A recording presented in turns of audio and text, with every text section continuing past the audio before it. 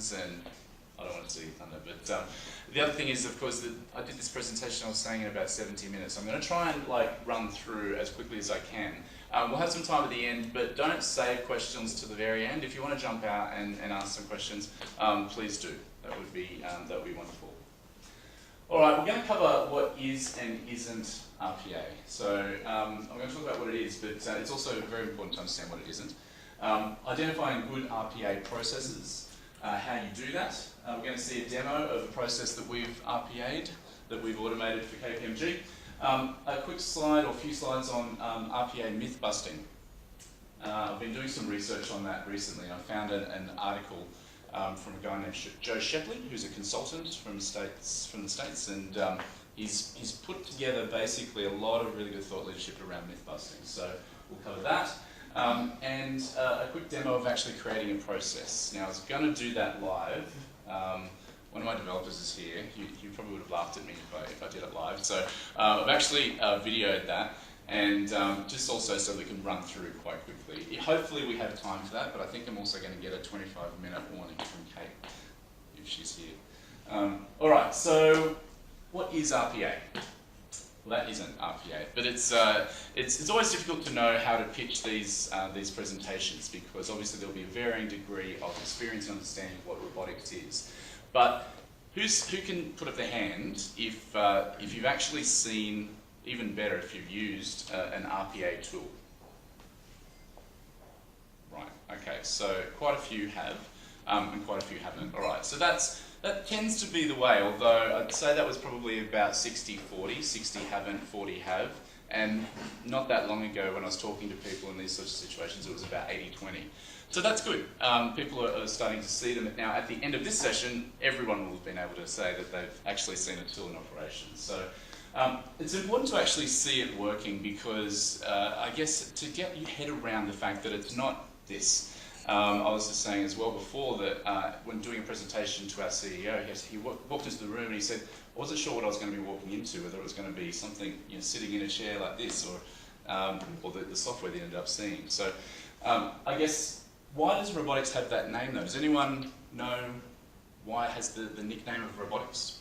It's like mimicking the human interaction. Exactly, yeah. So it's performing tasks as if it were a human, and so hence almost like a physical robot would in the physical world.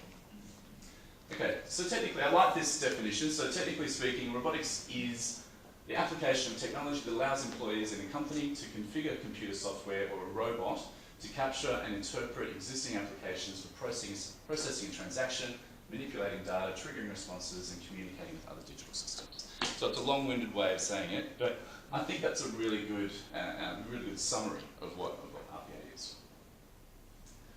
So, automation isn't anything new. It's been around for a long time, okay? Whether it's Siri, Alexa, Google Home, newer to the market obviously, but just simple automation, macros, testing tools that anyone who develops software is probably very accustomed to.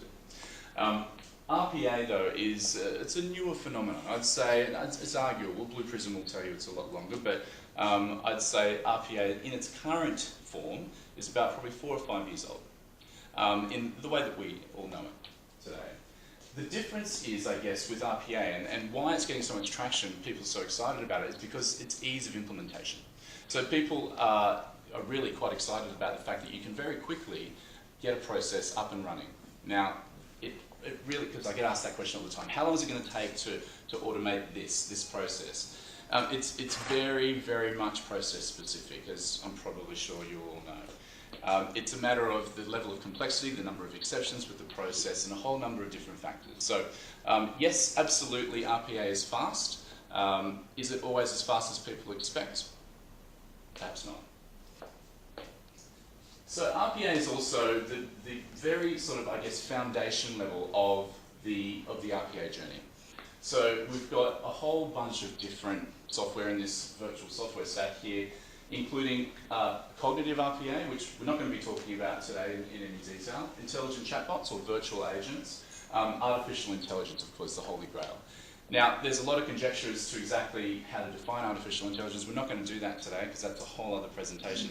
But RPA is absolutely fundamental, and I think that as we go forward into the future, what we're going to see is RPA is going to be the arms and legs, and cognitive automation is going to be the brains of most processes. So how do you identify a good RPA process? Absolutely critical. The process must be rule-based, right? Rules absolutely must be rule-based, because robots, as capable as they are, don't do any decision-making. Sort of basic RPA doesn't do any decision-making. That's not to say that there won't be a flowchart with a decision point in it. It's going to know exactly the course it needs to take, right? So it can't choose for itself. It's been programmed or trained to understand exactly the path it's going to take. So rule-based is really, really important. Processes should be simple as well.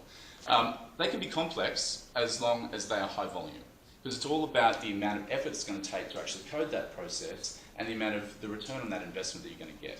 Right?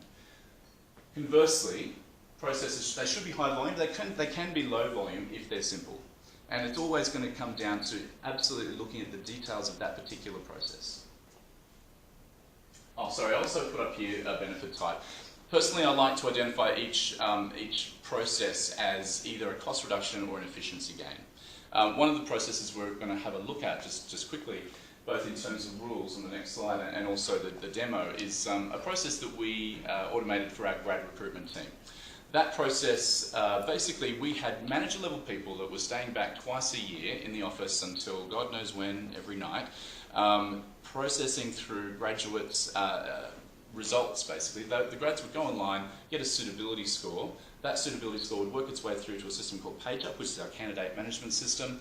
And from there, based on that score, they would either mark them as red, amber or green. So they would progress them, hold them or decline them, right? So these are manager level people, fairly expensive resources, and they were doing this over and over and over again, and possibly even making mistakes. We automated that in about, I think it's about 6 or 7 weeks, and now those 2 picks a year, or the whole year actually, it runs through the whole year, but those resources are now getting out to universities and spending more time talking to prospective candidates. That's an example of what I refer to as an efficiency gain. Another process that we automated a little while ago was going into the Australian Tax Office's tax agent portal, pulling down pre-fill reports, getting a bunch of documents associated with income tax returns and PDFing them, putting them into a doc share. Now that was actually 6 processes I kind of just like ran through, but that took about 4 months to code that end-to-end process. That was a full FTE, and that person is no longer doing that job. Good news is that they were moved to another team. However, that could have been a cost reduction, and it's up to the business, obviously, and their prerogative as to what they want to do with that saving, that benefit. Am I going through time? Am I okay? So, talking about rules, this is the grad recruitment process I was referring to. So, where did the candidate score? If they were below the 30th percentile, they're rejected. If they're between 30 and 49, they're held, and if they're above 50, moved on to the next phase. So very clearly defined rules, really, really important. Okay, let's just have a look at this process. I promised you would see the process in action. What we're seeing, this is Blue Prism. We've chosen Blue Prism and UiPath as our preferred suppliers at KPMG in Australia, and globally we work with a lot more than that. So this process on the left-hand side, you'll see squished into the screen there is Blue Prism. It's a flowchart designed or oriented tool, and so it's built slightly differently to the next tool you'll see in a minute. On the right-hand side here, you see the screen, so the PageUp application that's actually working with. Put a breakpoint in there. We're just jumping forward now, also scrubbed out the email addresses for the candidates, just that would be a good idea to do that. So what we're seeing now is an unsuccessful email being sent by PageUp for that candidate because they were at that, they were below the suitability score required to actually progress. What we're seeing now is a much bigger screen, and this is, I guess, it talks to what I was referring to when I said back late at night, going through candidate after candidate, lots and lots of volume, lots of potential to make an error. The scores all the way over here, the red, amber, green markers are here. So as you can see, just by scanning across quite quickly and clicking those buttons, you could easily make a mistake. As well, this happens at about 4 in the morning. So when the team come in, the work is totally done from them. for them, and they can move on. I guess the additional benefits for the grads is that they get a result straight away. Not so much of a benefit if that result is a no, but certainly it means that we're capturing talent. I think you guys would probably all be aware that grads are often up late at night. They're used to that, so they're going online, they're doing their assessments, their gamification. They get a result at 2 o'clock in the morning as soon as they've finished processing their scores. So they know that they've moved on to that next stage with the interview process for us. So lots of benefits there as well for the candidates. Okay, so I'll just move on to some myth busting now. First myth, everybody's doing RPA. Okay? Put your hand up if your organisation, not if you're working in an organisation that you're implementing RPA for, but if your organisation that you work for is actually working with RPA. Okay, so what was that, maybe 25%? Yeah, maybe 30%. So there's certainly a common misconception that everybody's doing RPA. It's also a matter of what level, I guess, of involvement like what progress you're making, and if you're just at the sort of proof of concept phase, or if you are really into BAU. So it is quite a common misconception, but good to know that not everybody is, just in case you haven't gotten into the journey just yet. The business case for RPA is always excellent. This is a funny one because I guess the word always is probably the problem there. RPA is definitely, there are definitely very strong business cases for some processes. However, there are some processes that you shouldn't touch with a 10-foot pole. That may be because the data isn't structured well enough, because there are too many variations with the process. There could be any number of reasons, but there are some things that you should just steer well and truly away from, purely because of the business case. Having said that, we have automated some processes internally because the business really wants them.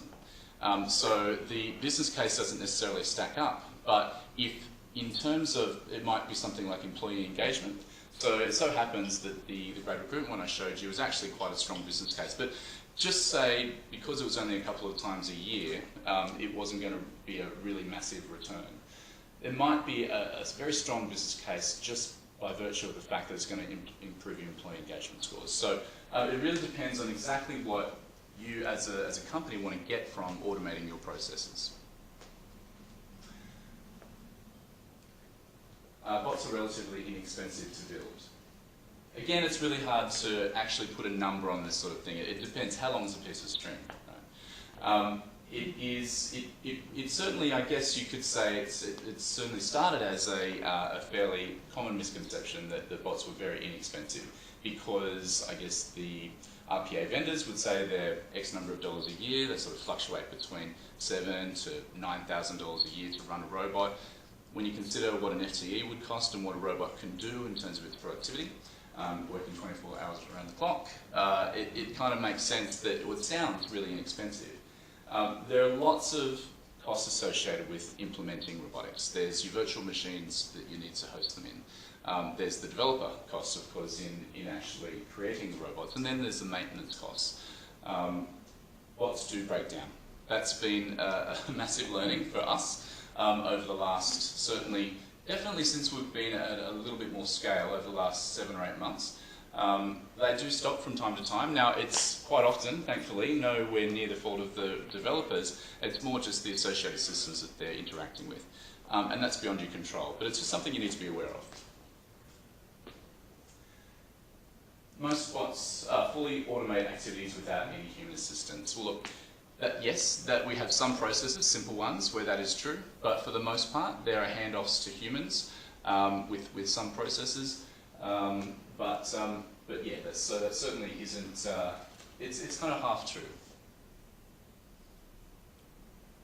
Day 2 support will always work out fine. Another half truth, as I've said. So as I said, there are lots of problems that happen with robots. It could be the virtual machines go down. It could be any number of things. There are lots of things you can do though, as we've learned, to sort of help yourself. So we have created robots that actually monitor our robots. As of next week, we'll have our first robot that actually is restarting VMs. So So whilst we've had the monitoring for probably 4 months now, I think, we now will have robots that are actually kind of looking after and managing the robots. And people have joked about that when I've told them about the monitoring robots, but now it's real. So they actually will be going in and restarting, and it'll happen overnight when we're totally oblivious to it, and looking forward to it. The people know that tasks are very happy to help develop the robots. Well, that's probably, I can't believe this was even a myth really. You probably understand that people would be reluctant, obviously, because people are afraid of robots. They're afraid for their jobs, they're afraid that robots mean the end of the world as we know it. It's just another industrial revolution. It's not the end of the world. We haven't actually, at KPMG, we have, as I said, 18 processes in production. We haven't released a single head. We have had some people go just through natural attrition, and that's the way that it goes sometimes as well, where we haven't had to replace them, but where people haven't actually been leaving, we've actually repurposed them onto other work, or just freed them up to do more. And, yes, I like this one. RPA software tools are enterprise class. Absolutely not.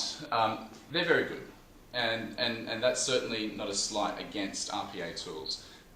But they're very also immature, and so they have a long way to go in terms of my bugbear is visualization. So I'm very underwhelmed by the ability of each of the tools, even the ones that we've selected, to actually be able to help us to visualize and see what's going on in the robot network. So tools like Appian, and there are other tools as well, which we were talking about earlier, and a bespoke one that we've actually created ourselves, help us to be able to see what's going on in detail. But I think the guys, the various vendors will get there as well, but certainly I wouldn't be what I would call enterprise class right now. They're just on a journey.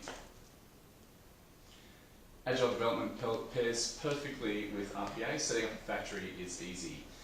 Easy, yeah, not a good word that I would use to describe most RPA journeys, especially when you're starting out. Obviously, partnering with the right organisation makes that easy for you, or easier. But every organisation that, even that an experienced consulting company will go and work with, will be different from the next. They each have their different challenges, whether that's IT security challenges, or people challenges, or the differences within the processes, because they're all unique. So, never easy. I guess the more experience the partner that you're working with has, the easier the journey will be though.